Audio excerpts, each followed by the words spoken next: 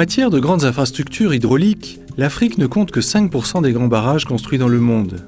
La construction de ces grands ouvrages constitue une composante clé des stratégies de développement basées sur la maîtrise de l'eau, particulièrement dans des pays faisant face aux incertitudes pluviométriques comme les pays sahéliens de l'Afrique occidentale.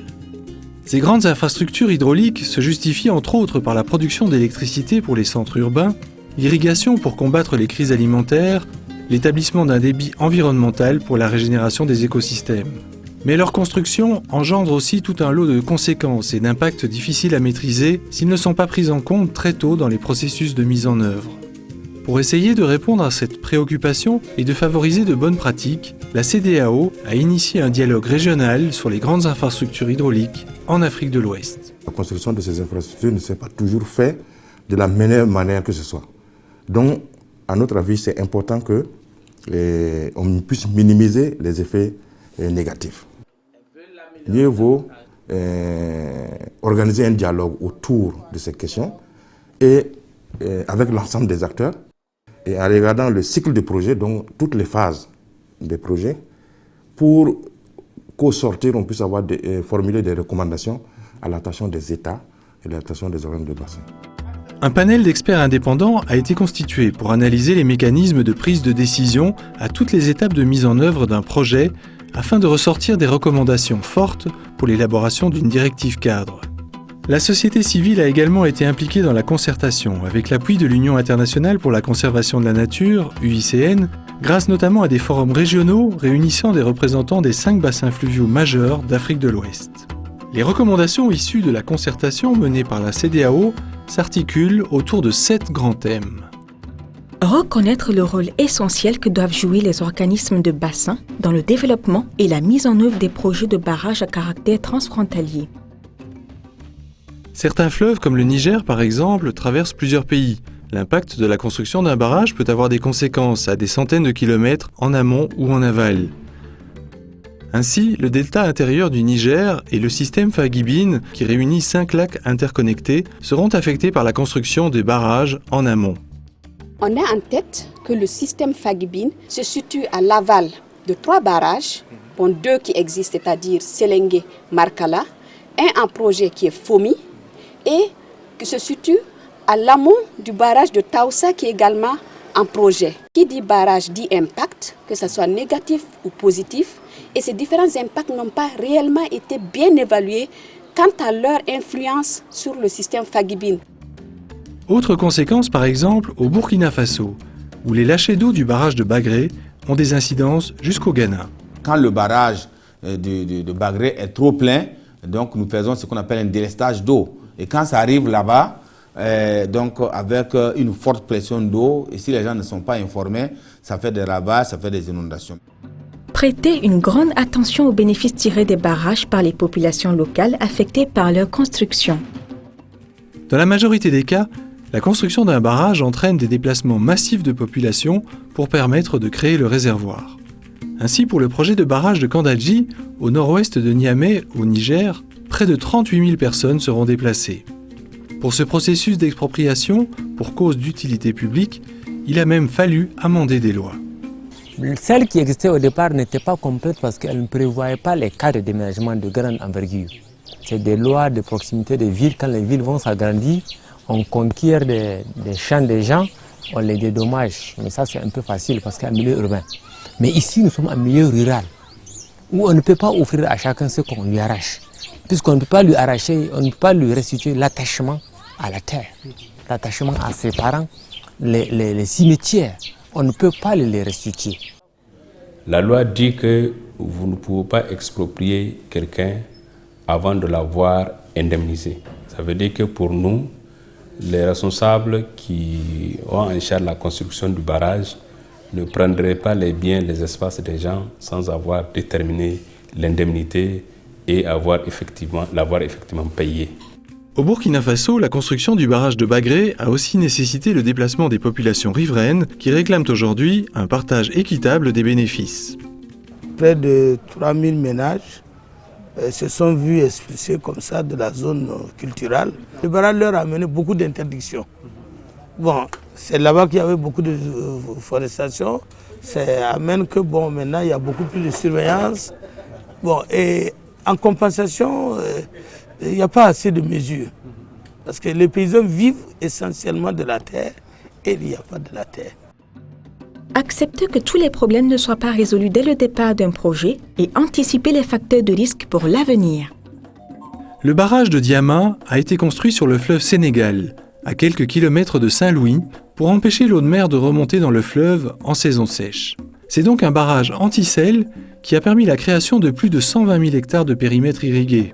Mais la présence de l'eau douce durant toute l'année a eu des incidences sur les écosystèmes. Il y a eu plusieurs aspects, certains étant positifs, d'autres négatifs. Les aspects positifs, c'est que nous avons de l'eau douce en permanence, ce qui nous permet de réguler le niveau dont nous avons besoin ici pour la survie de la faune et pour entretenir également la végétation. Seulement, cette présence d'eau douce s'accompagne également d'autres phénomènes tels que la prolifération d'espèces aquatiques envahissantes.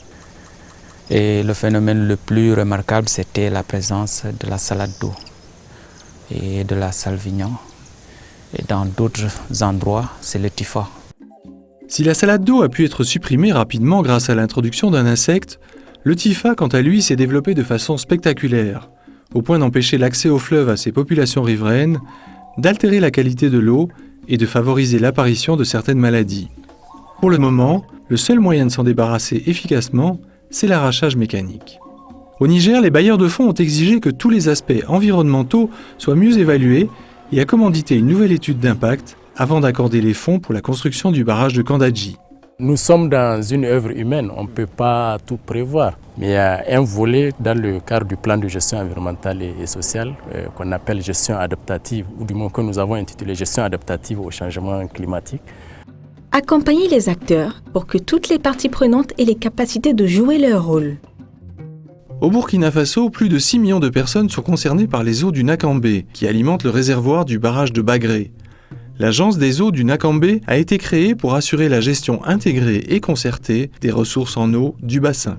Il y a les agriculteurs, il y a les éleveurs, il y a les pêcheurs, il y a les forestiers. Et chacun, à son niveau, a besoin de l'eau.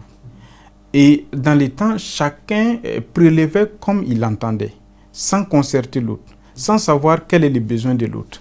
Et on arrivait à des situations où il y avait des pénuries, où l'eau ne suffisait pas à tout. Alors la gestion intégrée viendra mettre fin à tous ces actes-là pour que l'ensemble de ces acteurs s'asseyent autour d'une même table, se concerter pour se déterminer un plan et agir conformément à ces plans-là. Cette gestion intégrée des ressources en eau, ça suppose un changement de comportement parce que c'est une approche nouvelle. On n'est pas habitué à ça. Optimiser la rentabilité des grands ouvrages hydrauliques en Afrique de l'Ouest. La création de barrages et de grands réservoirs d'eau permet également la création de périmètres irrigués. Avec le barrage, c'était la panique. Les gens croyaient que c'était fini. Mais avec l'aménagement de ce périmètre, ils ont vu vraiment que c'était vraiment une opportunité pour pouvoir reprendre les activités agricoles et cette fois-ci meilleures par rapport à la fois passée. Nous avons aménagé 3380 hectares et nous avons installé 1632 producteurs dans des villages. 23 villages ont été créés avec justement les infrastructures sociales d'accompagnement, les centres de santé, les écoles, un lycée, les routes, des forages, tout un ensemble de moyens pour que ceux qui sont là-bas puissent vraiment travailler dans des bonnes, produire dans de bonnes conditions. Le secteur de la pêche profite également de la création de grands réservoirs. Mais la ressource n'est pas inépuisable et doit être gérée en s'adaptant aux conditions nouvelles dues à la création du barrage. Aujourd'hui, il faut que les populations, les acteurs, les pêcheurs s'adaptent au contexte qui est le contexte de l'après-barrage qui est là maintenant, qui est hôtel. On doit vivre avec le TIFA, donc on doit trouver aussi des solutions de gestion pour que aussi, parce que ça c'est notre métier. Bon, on ne peut pas le laisser, donc il faut qu'on s'adapte à la situation actuelle, mais aussi il faut qu'on nous aide aussi aux initiatives locales qui sont là. Collecter et partager les leçons apprises sur les barrages existants en Afrique de l'Ouest. Les situations du passé doivent permettre d'apprendre et d'améliorer les nouveaux processus. Dans la région de Kandadji au Niger, pour expliquer aux populations de la région ce qu'est un barrage et quelles sont ses conséquences, la coordination régionale des usagers du bassin du Niger a organisé un voyage d'études pour un partage d'expériences dans la zone du barrage de Sélingué au Mali. Nous les avons amenés et nous les avons mis en contact avec les populations qui ont vécu, il y a déjà quelques années, la même situation. J'ai été là-bas au barrage de Sélingué. J'ai vu des changements. Avant, ils n'ont pas des écoles. Maintenant, il y a des écoles, il y a la santé, il y a les pompes, l'électricité et puis les aménagements. Avant, ils cultivent une fois dans l'année. Maintenant, ils cultivent 2 fois. Tu sais, ça, c'est un bénéfice. Adopter un cadre de référence régional pour la conduite des évaluations environnementales et sociales des futurs projets transfrontaliers. Ce processus n'est pas un processus de 20 ans ou de 30 ans, ni un processus de 50 ans, c'est un processus qui va durer sur 100 ans. Et ça, nous estimons qu'il est important, et très important, que la CEDEAO, avec l'UCN, contribue à approfondir le processus. C'est pourquoi nous avons dit qu'on a besoin d'un dialogue participatif, mais surtout d'un dialogue durable. Les 59 bassins transfrontaliers que l'Afrique compte peuvent constituer des vecteurs de rapprochement, de dialogue. Et qui dit dialogue dit paix, et qui dit paix dit stabilité. Il est possible, à travers ces espaces transfrontaliers, de créer une sorte de socle de prospérité et de croissance, mais qui n'appartient plus à un seul État, mais qui appartient à ceux qui peuvent dialoguer. Ma conviction est que le devenir de l'Afrique et du monde se jouera à l'échelon régional. Et ce dialogue-là doit avoir cela comme objectif.